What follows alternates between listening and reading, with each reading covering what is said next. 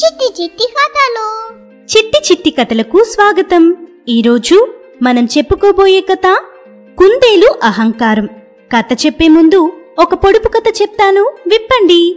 చక్కని రెక్కలుండు కాని పక్షి కాదు, గిరగిరా తిరుగును కాని గానుగ కాదు.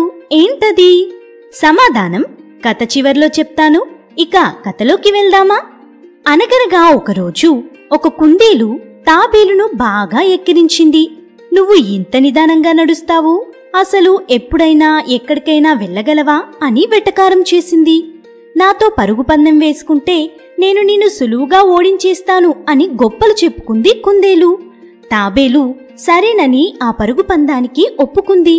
ఆ పరుగు పందాన్ని నిర్ణయించిన రోజు కుందేలు తాబేలు పోటీ చూడడానికి అడవిలో జంతువులన్నీ అక్కడికి చేరాయి.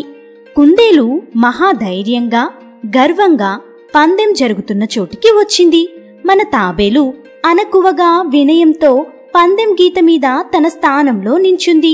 కోతిని న్యాయ నిర్ణేతగా ఎంచుకున్నారు. కోతి సరే అనగానే కుందేలు తుర్రుమని పరిగెట్టడం మొదలుపెట్టింది. తాబేలు నిదానంగా సాగింది. కొంచెం దూరం పరిగెట్టాక కుందేలు వెనక్కి తిరిగి చూస్తే తాబేలు ఎక్కడా కనిపించలేదు. అప్పుడు ఆ కుందేలు అసలు తాబేలు నెగ్గే ప్రసక్తే లేదు, ఎందుకు కష్టపడడం, నిద్రపోయి లేచి సులువుగా ముగింపు గీత దాటేయవచ్చు అని అనుకుంది. ఒక చెట్టు కింద నీడలో హాయిగా కళ్ళు మూసుకొని నిద్రపోయింది. కొంతసేపటికి తాబేలు నెమ్మదిగా నడుస్తూ వచ్చి నిద్రపోతున్న కుందేలును చూసింది. కాని తన దారిని తను కొనసాగుతూ నిదానంగా చిన్నగా నడుస్తూనే ముగింపు గీత దగ్గరికి చేరుకుంది. తాబేలు ముగింపు గీత దగ్గర ఉండగా కుందేలుకు మెలకువ వచ్చింది.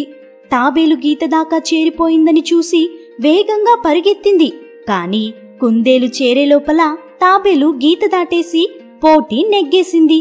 చుట్టూ చేరుకున్న జంతువులంతా తాబేలును చప్పట్లు పొగడ్తలతో అభినందించారు. ఈ కథలోని నీతి ఏంటి? మన బలాన్ని ఎక్కువ, ఇతరుల సామర్థ్యాన్ని తక్కువగా ఎప్పుడూ అనుకోకూడదు. జీవితంలో కూడా గెలవడానికి వేగం కన్నా నిదానమే ప్రధానము అని పెద్దలు అందుకే చెప్తారు. మీరు చాలా చక్కగా కథ విన్నారు. మరి పొడుపు కథ సమాధానం ఫ్యాన్. మా ఈ ఛానల్ మీకు నచ్చినట్లయితే లైక్ చేయండి, షేర్ చేయండి, సబ్స్క్రైబ్ చేయండి. మరిన్ని కథల కోసం బెల్ ఐకాన్ని క్లిక్ చేయండి.